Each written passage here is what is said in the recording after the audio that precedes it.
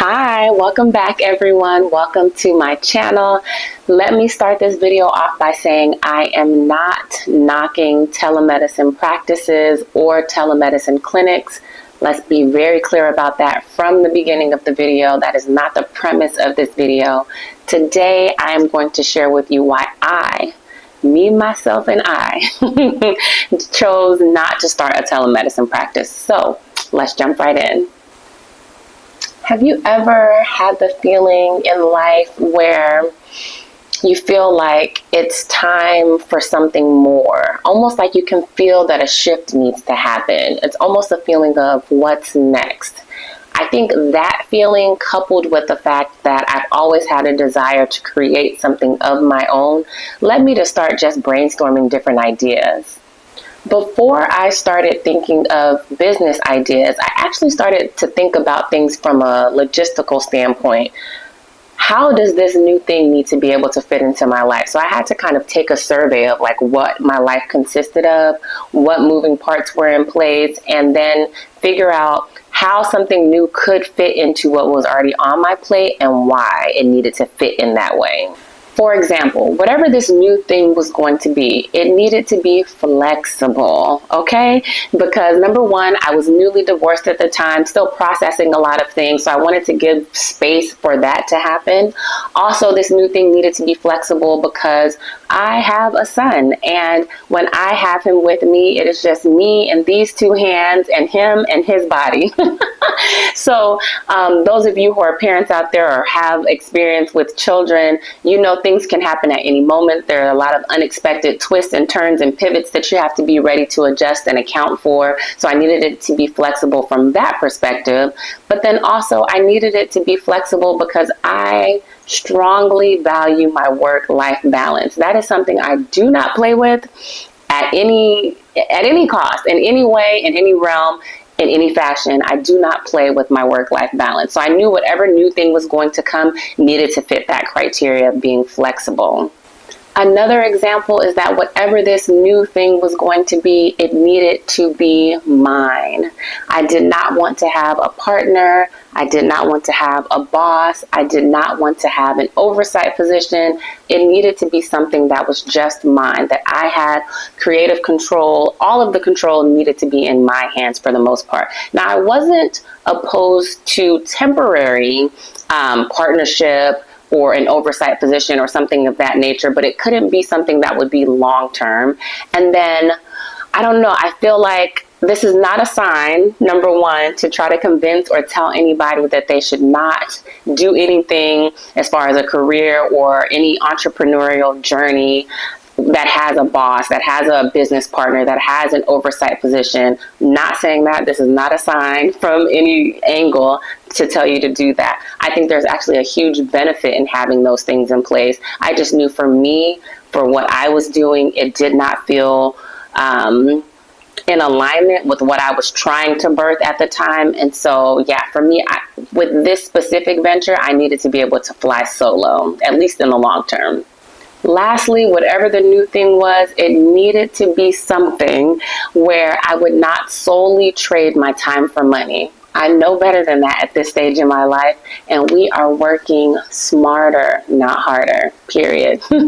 So after I created this list of how this new thing needed to exist in my life, then I started to think of business ideas that fit that mold that I was looking for. And y'all, to be honest, I wasn't really looking to start anything 100% from scratch where I knew nothing about it. I had zero skill. I was like, again, work smarter, not harder. So then I started to take inventory of the skills that I already had, things that I was already good at, things that I had some general background knowledge of, even if I was not an expert in it. And so that came into play as well when brainstorming ideas.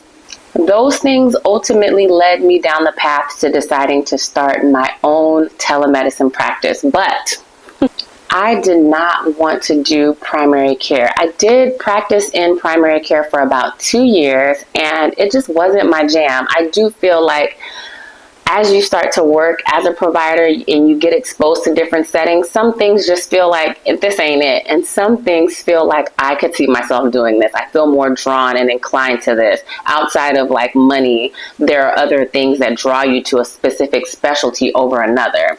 That being said, I will say I have a ton of respect for our primary care providers. Let me just take a moment to acknowledge you guys. What you guys do is necessary and invaluable.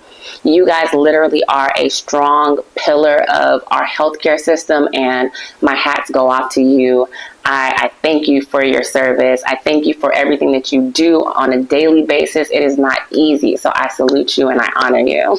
I will say, if you do feel yourself drawn to primary care, I think sometimes what often happens is we end up in a setting, so a clinic, a location where things don't really mesh well for us, and so we throw off the whole specialty altogether.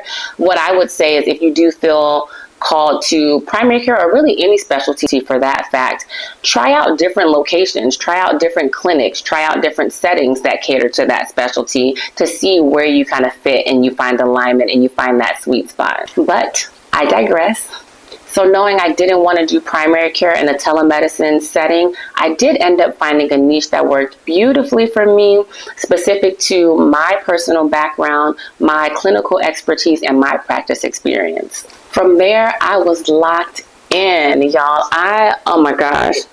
I sought mentorship. I invested in it. I created a business plan. I opened financial accounts. I set up the business entity. I purchased malpractice insurance. I narrowed down my services. I figured out my pricing plan. I did the branding. I had marketing materials. I even found an oversight position. And I know earlier I said I was not interested in any oversight position or partnership.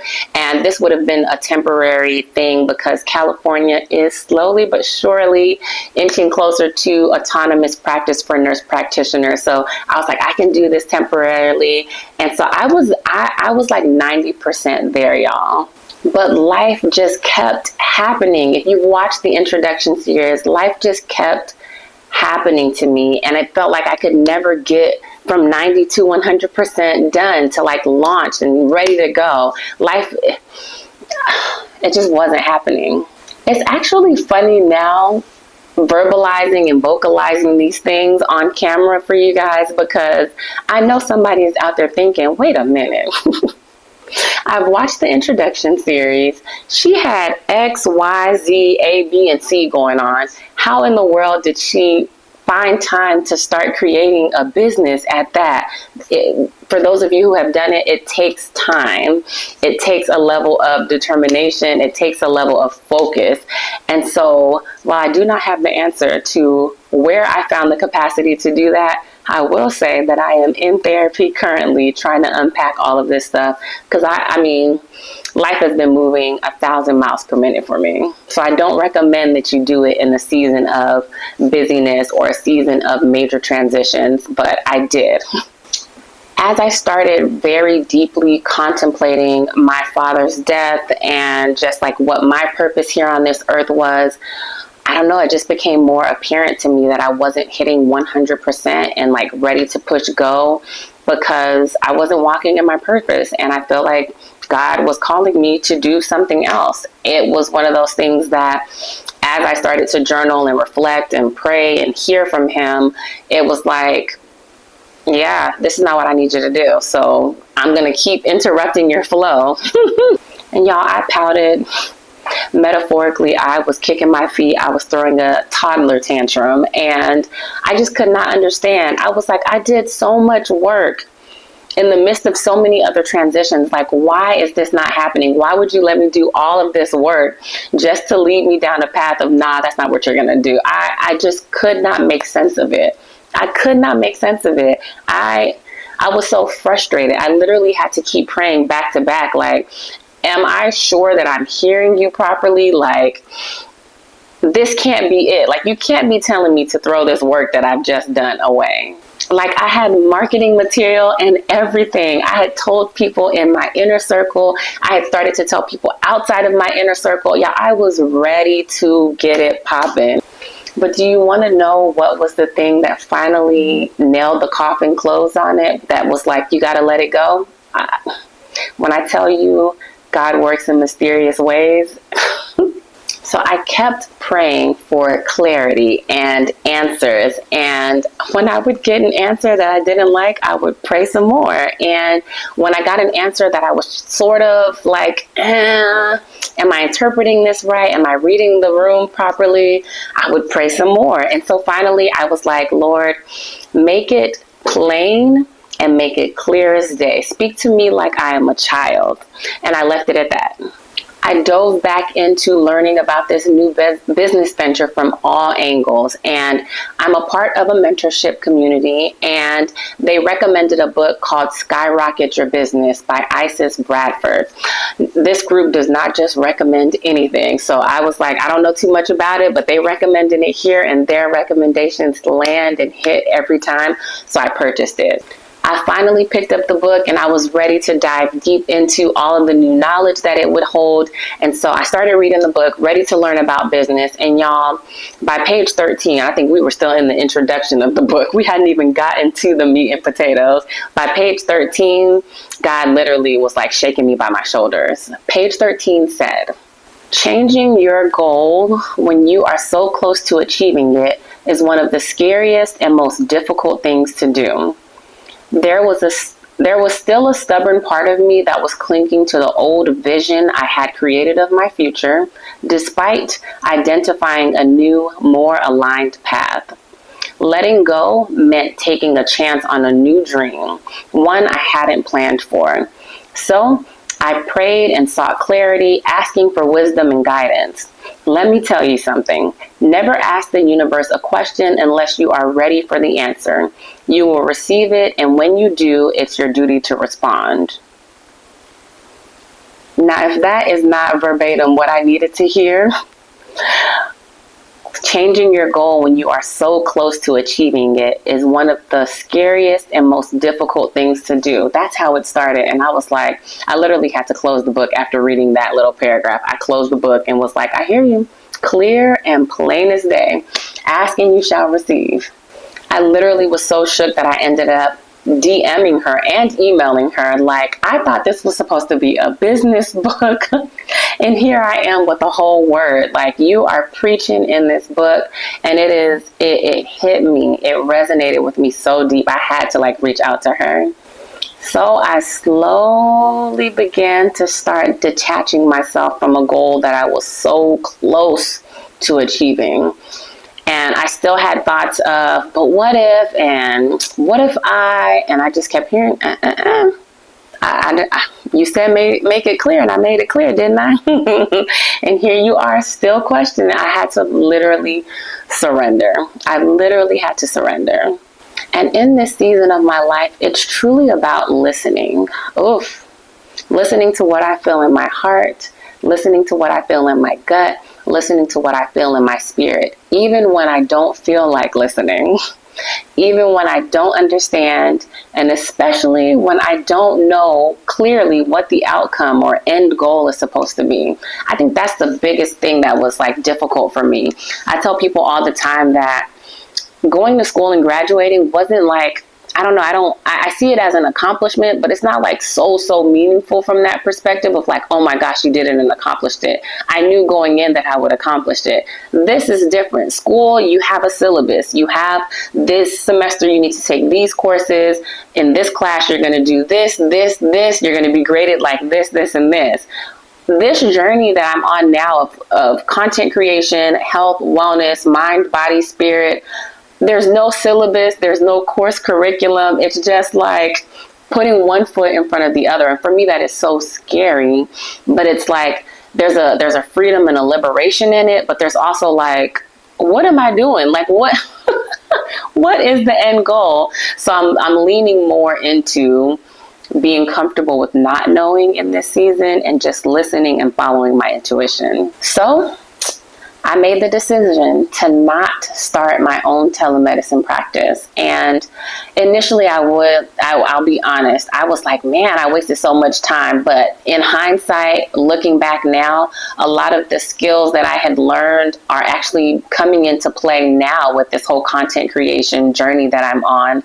And honestly, even if I hadn't learned any transferable skills, I think I would have made peace with that and been okay with that too, because you guys have heard me say it before, and you will hear me say it time and time again. Everything happens for a reason. Everything happens by design. I don't think that many things happen by coincidence at all. So my question for you is, what is it that you're holding on to that you know you need to let go of?